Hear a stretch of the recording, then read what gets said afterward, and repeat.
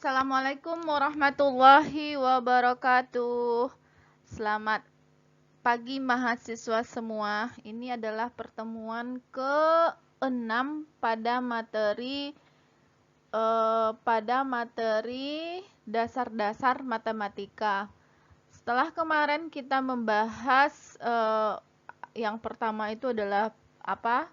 Pernyataan, mana yang bukan pernyataan, operasi-operasi pada pernyataan seperti konjungsi, disjungsi, implikasi, biimplikasi ya. Terus ada membuat tabel kebenaran biasa dan tabel kebenaran singkat, ada inverse, converse, kontrapositif. Terus ada lagi materi tentang penarikan kesimpulan, ada yang secara langsung, ada banyak ya aturannya, ada 9 seperti ada modus tollens, modus ponens, kemudian ada lagi dan lain-lainnya ya. Kemudian ada lagi dengan aturan penggantian, ada tautologi gitu ya, ada macam-macam, ada 9 apa 11 juga itu ya aturannya. Kemudian kalian sudah mencoba kemarin membuktikan argumen dengan cara pembuktian langsung, dengan cara penggantian, dengan cara kombinasi antara pembuktian langsung dan aturan penggantian gitu ya. Nah, sekarang kita akan masuk kepada aturan pembuktian yang disebut dengan aturan pembuktian kondisional. Nah, apa yang dimaksud dengan aturan pembuktian kondisional ini? Ya, apa sih yang dimaksud dengan aturan pembuktian kondisional ini? Nah, kita coba ke slide berikutnya ya. Ke slide berikutnya. Oke. Nah, coba mahasiswa semua perhatikan argumen berikut ya. Perhatikan argumen berikut. Jika A maka B maka C gitu ya. Kemudian jika C maka D dan E. Kemudian kesimpulannya jika A maka B maka D. Ini dalam kurung. Ini dalam kurung dan ini juga dalam kurung. Nah, sekarang coba kita tentu mengalami kesulitan ya dengan membuktikan argumen tersebut valid dengan menggunakan aturan penarikan kesimpulan dan aturan penggantian yang sudah kita pelajari kemarin. Karena apa? Karena argumen tersebut mengandung kesimpulan dalam bentuk implikasi. Nah, kesimpulannya ini dalam bentuk implikasi. Nah, kesimpulannya dalam bentuk implikasi. Kita kesulitan mengarahkan kesimpulan dalam bentuk implikasi karena kesimpulan dari argumen aturan penarikan kesimpulan dan penggantian hanya beberapa kesimpulannya dalam bentuk implikasi. Berdasarkan uraian di atas, maka kita dapat menggunakan aturan berikutnya yaitu aturan pembuktian kondisional. Paham maksudnya itu? Kemarin kan kita sudah belajar tentang aturan penarikan kesimpulan ya, aturan penarikan kesimpulan ya, aturan penarikan kesimpulan dan aturan penggantian ya kan? Sudah belajar itu kemarin. Nah, sekarang ada kesimpulan yang bentuknya itu implikasi ya. Nah, itu tentu kita agak kesulitan membuktikannya itu dengan aturan penarikan kesimpulan yang kemarin modus tollens, modus ponens ya. Kemarin itu lagi hypothetical syllogism dan sebagainya itu tentu kita agak kesulitan dengan itu. Ada aturan penggantian yang 11 itu ada tautologi, kemudian ada kemarin itu lagi tuh ada 11 ya. Agak kesulitan karena bentuk konklusinya itu sendiri adalah bentuknya implikasi ya tah ya kan. Nah, itu caranya kita harus menggunakan aturan pembuktian berikutnya, itu disebut dengan aturan kondisional ya, itu teh aturan kondisional. Nah, seperti apa bentuk aturan kondisional? Mari kita coba lihat slide berikutnya. Nah, ini dia.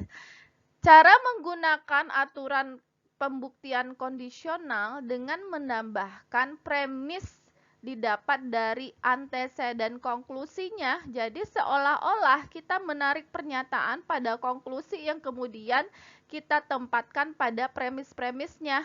Langkah selanjutnya adalah menurunkan konsekuennya sebagai konklusi argumen yang akan dibuktikan.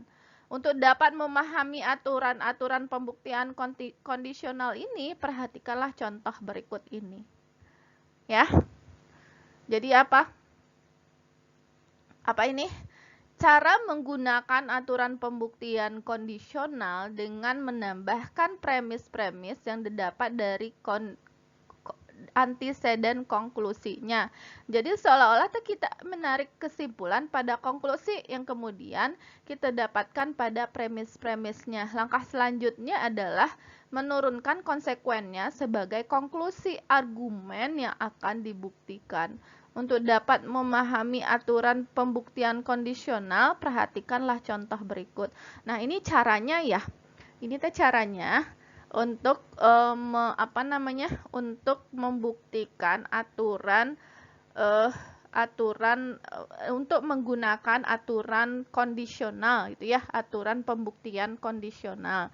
Nah, kita coba ke contoh supaya kalian lebih paham dengan apa yang dimaksud dengan aturan kondisional. Kita coba ini teh ya,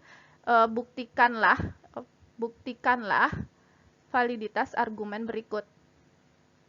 Ya, buktikanlah validitas argumen berikut ya. Nah, ini bentuk argumennya. Jika A maka B maka C, ini di dalamnya dalam kurung ada B maka C gitu ya. Kemudian ini ada jika C maka D dan E ya.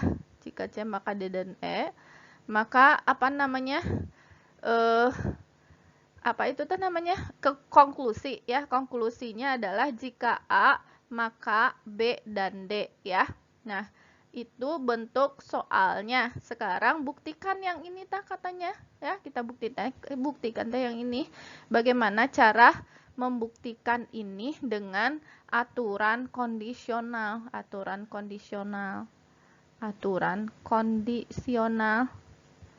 Bagaimana cara membuktikan ini dengan aturan kondisional ya. Nah, sekarang kita coba lihat ke slide berikutnya.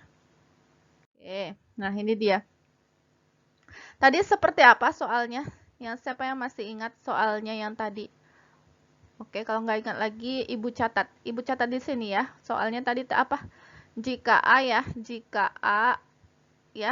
maka B tadi ya, maka B, maka C gitu kan? Siapa yang masih ingat? Di review lagi soalnya. Terus jika C maka D dan E ya. Gitu tadi ya. Ya, konklusinya apa tadi tuh? Konklusinya jika A maka B maka D. Itu tadi kan? Nah, sekarang coba buktikan bagaimana buktinya. Ya, nah kita kan punya ini. Tadi kan aturan kondisional itu kita bisa menarik dari premis-premisnya. Nah, premisnya kita kan punya ini sama punya ini ya. Nah, kalau kita bisa menarik ini, nah ini tuh bisa kita ini kan premis 1 ya, ini premis 2, kemudian ini konklusinya kan gitu tadi dari soal ya. Ini adalah konklusinya ya, ini konklusinya. Ya. Ini premis 1, ini premis 2-nya gitu ya. Ini premis 2-nya. Nah, tadi dari apa namanya? Dari persoalan yang diangkat, tadi itu ya. Kita bisa menulis ya aturan apa namanya itu? Apa itu kalau disingkat tuh? Ini CP kondisional. Aduh, ya Allah. Conditional premise. Conditional premise gitu ya. Nah, ini bisa kita taruh A-nya di sini. Ya. Kita taruh A-nya di sini. Dari sini itu berarti ini B dan B maka D. Diambil dari yang ini tuh, dari konklusinya. Ya, dari konklusinya bisa kita taruh di situ dengan aturan kondisional tadi, konklusinya bisa kita taruh di situ. A maka B maka D gitu ya. Nah, kemudian ini bisa lagi tuh. Kan ini masih bisa nih kita taruh B-nya lagi ke sini. Maka yang sisa adalah D-nya gitu ya. Nah, ini kan kita taruh A-nya di sini ya. A-nya di sini dengan ini adalah B maka D-nya itu kondisional premisnya ya. Kemudian ini bisa B-nya ke sini, kemudian ini D-nya ya. Nah, sekarang ini dapat dari konklusinya yang 3 dan 4 itu dapat dari konklusinya. Ya, dapat dari konklusinya. Nah, sekarang sudah dapat yang bagian itu, kita bisa menggunakan modus ponen ya. Kita mau konklusinya kan apa tadi konklusinya itu adalah dapat D ya. Ini kan? Terakhir kan? D kan? Ini kan dapatnya, seharusnya dapat D. Karena kita sudah menguraikan si konklusinya, ini sudah ke A, ini B, maka D, ini B, maka ini sisakan D ya. Berarti kita harus menemukan si D ini ya. Si D ini kita temukan gitu ya.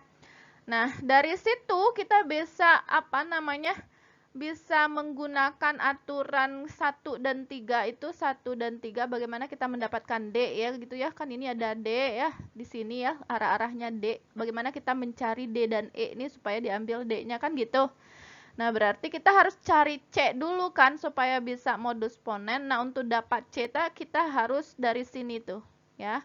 Dari si A kan mau ngambil si C di sini. Cara berpikirnya begitu, pokoknya kita harus menggunakan logika supaya nanti ketemu si D, si D-nya bagian yang ini tuh, si D bagian ini, supaya kita ketemunya bagian itu.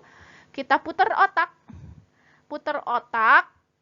logikanya dimainkan kemana arahnya supaya nanti bisa ketemunya si D ini ya. Kita mengarahnya pasti mau ke D dan E gitu ya, mau ke D dan E gitu tah.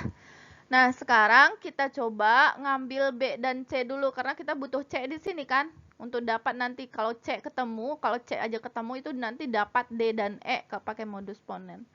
Oke, untuk dapat B dan C dulu, si C dulu berarti kan kita punya si A tadi tah. Yang ketiga kan si A. Berarti bisa 1 dan 3 itu adalah modus ponen ya, modus ponen dapatnya jika B maka C ya, jika dapatnya jika B maka C. Nah, ini jika B maka C udah dapat.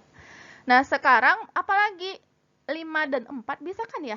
Itu tadi bisa ya, 5 dan 4 bisa modus ponen lagi kan? Ya, 5 dan 4 modus ponen apa ketemunya? C kan? Iya, dapat si C. Nah, kita kedua lagi 6 ke 2. Ya, 6 ke 2 itu tadi 2 dan 6 itu dapatnya D dan E kan pakai modus ponen. Oke, nah ini kan simplify D dan E. Kemarin itu P dan Q, itu boleh P, boleh Q gitu kan. Nah, ini dapat D, simplify. Oke, dapat itu kesimpulannya. D. Dapat kesimpulannya D ya, dengan aturan yang begitu. Bisa paham mahasiswa semua dengan aturan kondisional ini. Jadi beranjaknya itu dari ini, dari bentuk konklusinya ya. Konklusinya bisa ditarik A ke sini dulu tah itu ya. Tinggal di sini B dan D, ditarik si B ke sini, tinggal itu tah si D ya. Jadi kita nyarinya si D ya, kita nyarinya si D sebagai konklusi akhirnya, baru kita olah yang itu dengan aturan pembuktian langsung. Nah, itu aturan pembuktian kondisional. Pertemuan ini ada 3 part ya. Ada aturan pembuktian kondisional, ada apa lagi? Pembuktian tautologi ya, pembuktian dengan tautologi sama pembuktian invaliditas argumen ya, invaliditas argumen. Ya, invaliditas argumen. Nanti berarti ada 2 part lagi yang kita buat videonya sebagai bentuk berikutnya. Untuk part ini mungkin sampai sini aja untuk pembuktian kondisional. Kita lanjutkan besok ke part pembuktian tautologi dengan pembuktian invaliditas argumen. Untuk hari ini, untuk pertemuan kali ini kita sambung part 2 dan part 3. Terima kasih mahasiswa semua sudah mendengarkan kuliah ini dengan baik. Semoga kalian semua bisa dapat memahami materi. Silahkan dibaca modulnya, kemudian diisi diisi yang blank di modul, kemudian masukkan tugasnya dan submit tugasnya di e-learning. Absennya udah ada besok ya, karena kita ada pertemuan yang ketinggalan 4 kali. Ini kemarin baru ganti sekali. Ini sesuai jadwal, berarti masih ada kita mengganti 3 kali lagi ya. 3 kali lagi, mungkin Sabtu kita kuliah lagi 1 sesi, Minggu kita kuliah lagi 1 sesi, Senin kita ujian UTS. Ya, maafkan untuk mahasiswa semua, ibu buru-buru untuk menggantinya dengan rangkap berapa pertemuan ini dalam 1 minggu. Kalau ditambah, ini kan yang kedua ya dalam minggu ini ya. Kemarin hari Kamis nambah 1, hari ini nambah 1, besok nambah 1, hari Minggu mau nambah 1 lagi induksi matematika. Besok itu materinya adalah besok itu materinya adalah argumen berkuantor kita coba hari Sabtu. Hari Minggu kita coba induksi matematika. Hari Senin diganti lagi, yang hari Jumat depan kita kuliah. Hari Senin kita coba itu UTS ya. Jadi mungkin kalian harus belajar ekstra, dan karena pertemuannya cukup banyak Ibu Rapel, karena kemarin ada kegiatan jadi ketinggalan terus kita pertemuannya. Tapi insya Allah dikejarkan selagi masih sehat ya, dan semoga kita semua dalam lindungan Allah Subhanahu wa Ta'ala. Jangan lupa terus beribadah serta tetap belajar. Terima kasih. Assalamualaikum warahmatullahi wabarakatuh. Sampai jumpa lagi pada part 2 dan part 3 untuk pertemuan ini. Tetap jaga kesehatan. Semoga kita semua dalam lindungan Allah Subhanahu wa Ta'ala. Amin amin ya rabbal alamin.